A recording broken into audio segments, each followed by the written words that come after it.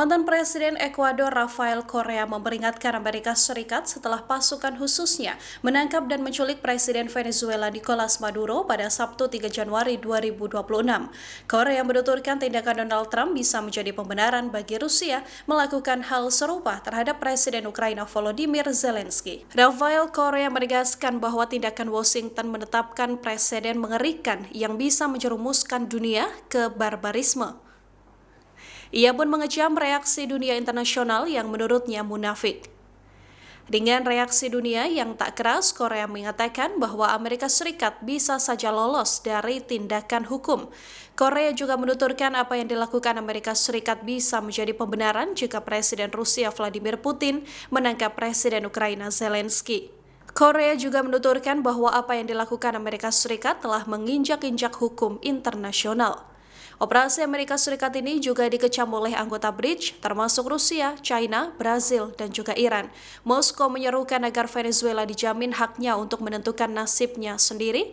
Sementara itu, Presiden Brazil Luiz Inácio Lula da Silva mengatakan bahwa tindakan Washington telah melanggar batas yang tidak bisa diterima.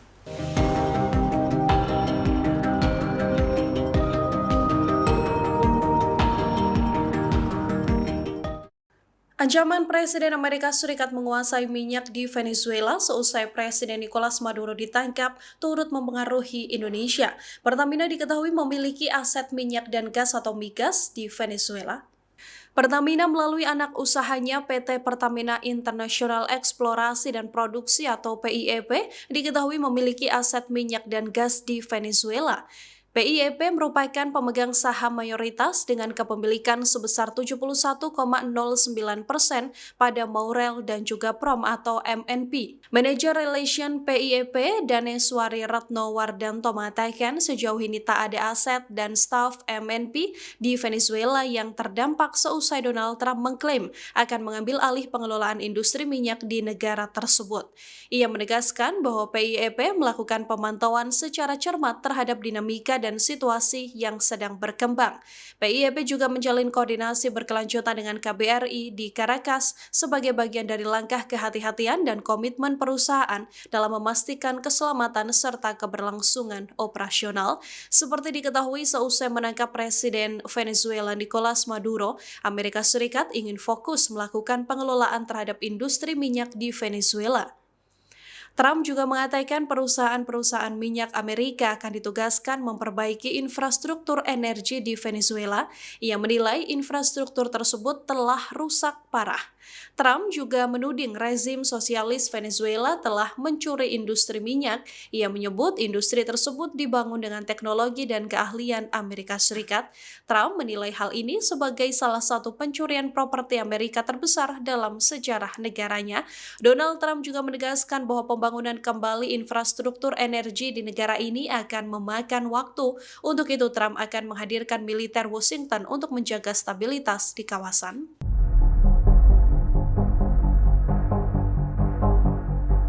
Presiden Amerika Serikat Donald Trump mengancam akan menangkap Presiden Kolombia Gustavo Petro seusai menangkap Presiden Venezuela Nicolas Maduro. Selain Kolombia, Trump juga mengisyaratkan bahwa pemerintahan di Kuba akan segera jatuh. Ancaman Donald Trump disampaikannya pada Minggu 4 Januari 2026. Dalam komentarnya, Donald Trump mengisyaratkan bahwa Amerika Serikat siap mempertimbangkan intervensi militer tambahan di Amerika Latin setelah menculik Maduro. Trump menyebutkan Kolombia sama sakitnya dengan Venezuela.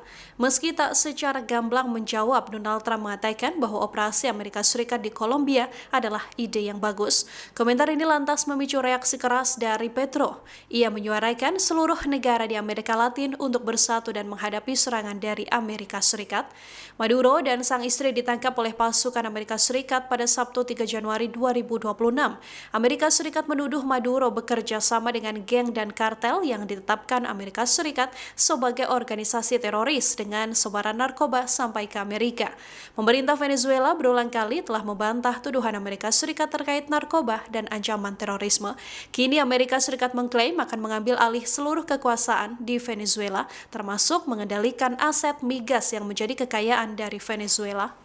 You said earlier today that you weren't going to back Machado to come back and be the opposition leader in your Fox and Friends interview. And then you also mentioned the vice president of Venezuela. Are you going to work with the vice president of Venezuela, or how do you foresee the relationship Well, I understand she was just sworn in, but she was, as you know, picked by Maduro. So Marco's working on that directly. Just had a conversation with her, and she's essentially willing to do what we think is necessary to make Venezuela great again. Very simple. Mr. President, Colombian President Gustavo Petro, a couple weeks ago, he said he's got to watch his ass.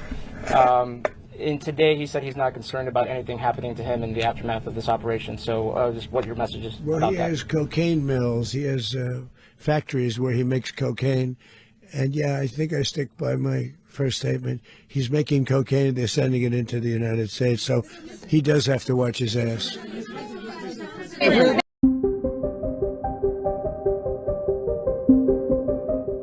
Tak hanya terhadap Presiden Venezuela Nicolas Maduro, pasukan Delta Force Amerika Serikat beberapa kali melakukan operasi besar. Satuan unit militer elit dan rahasia ini beroperasi di bawah Komando Operasi Khusus Angkatan Darat Amerika Serikat dan bertanggung jawab pada Komando Operasi Khusus Gabungan. Unit Delta Force ini dikenal sebagai Detasmen Operasional Pasukan Khusus ke-1 Delta. Unit ini mengkhususkan diri dalam misi beresiko tinggi dan bernilai tinggi, terutama yang bertugas dalam operasi kontra terorisme, penyelamatan sandera, dan penangkapan ancaman teroris. Pada awal Oktober 2001 misalnya, Delta Force melakukan operasi melawan Taliban. Operasi ini dilakukan tak lama setelah serangan 11 September 2001 sebagai bagian dari awal invasi Amerika Serikat ke Afghanistan. Pasukan memburu dan menangkap tokoh kunci Taliban Al-Qaeda. Delta Force juga melakukan penangkapan terhadap mantan Presiden Irak Saddam Hussein pada 13 Desember 2003.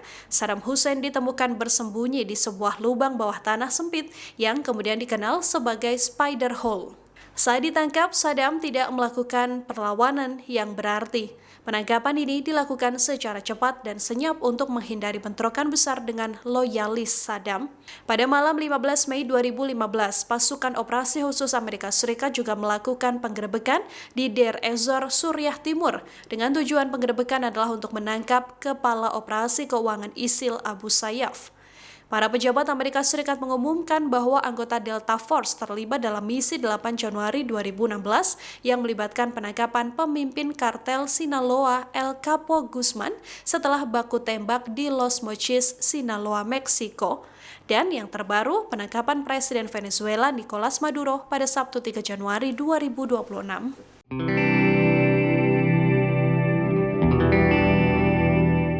Mayoritas penjaga dan tim keamanan kepresidenan atau pas pampres Presiden Venezuela Nicolas Maduro tewas dalam serangan Amerika Serikat pada Sabtu 3 Januari 2026. Situasi ini yang menjadi salah satu faktor berhasil ditembusnya benteng pertahanan di Caracas. Menteri Pertahanan Venezuela Jenderal Vladimir Padrino menuduh personil militer Amerika Serikat terlibat dalam operasi penangkapan Maduro dan telah melakukan tindakan kejam membunuh sebagian besar tim pengamanan Maduro, termasuk beberapa prajurit lainnya. Meski begitu, Padrino tak merinci jumlah pas pampres yang tewas dalam insiden tersebut. Pernyataan ini disampaikan sehari setelah Presiden Amerika Serikat Donald Trump mengatakan bahwa aksi militer Amerika Serikat pada Sabtu 3 Januari berujung pada penangkapan Maduro dan sang istri Cilia Flores. Kini Padrino mendukung Wakil Presiden Delcy Rodriguez sebagai Presiden sementara Venezuela. Ia menambahkan angkatan bersenjata juga telah diaktifkan di seluruh negeri untuk menjamin kedaulatan negara. Dari laporan, operasi militer penangkapan Maduro berhasil dari hasil strategi panjang yang melibatkan mata-mata, drone, dan replika kediaman Maduro. Sebuah tim kecil termasuk seorang sumber di dalam pemerintahan Venezuela telah mengamati gerak-gerik Maduro, termasuk jadwal tidur, menu makanan, pakaian, bahkan hewan peliharaannya. Kepala Staf Gabungan Militer Amerika Serikat Dan Hain mengatakan bahwa perintah dari Donald Trump untuk memulai misi akhirnya datang pada Jumat 2 Januari 2026 sekira pukul 22:46 waktu setempat. Dari perintah Donald Trump tersebut, operasi dilakukan pada tengah malam. Maduro dan sang istri kemudian diseret keluar dari kamar tidur mereka oleh pasukan Amerika Serikat saat sedang terlelap. Download Tribun X sekarang. Menghadirkan lokal menjadi Indonesia.